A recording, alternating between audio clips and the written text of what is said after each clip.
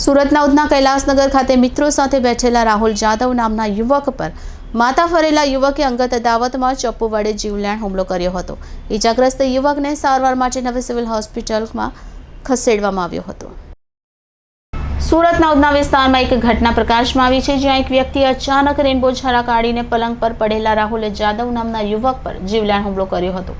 હુમલાખોરે હુમલો કરતાની સાથે જ રાહુલ જાદવે પણ સમય સૂચકતા વાપરી હુમલાખોરને નીચે ફેંકી દીધો હતો.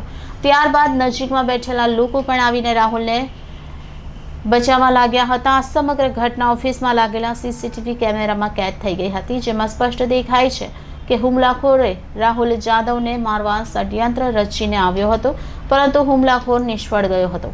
હુમલાખોરનું નામ કિરણ હોવાનું કહેવાય છે, જેને ખુદ રાહુલ જાદવે પકડી લીધો હતો અને પોલીસ આવે ત્યાં સુધી તેને પકડી રાખ્યો હતો.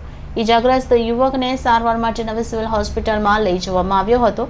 હાલમાં સુરતની ઉધના પોલીસે આરોપી કિરણની ધરપકડ કરી કાયદેસરની કાર્યવાહી હાથ ધરી છે.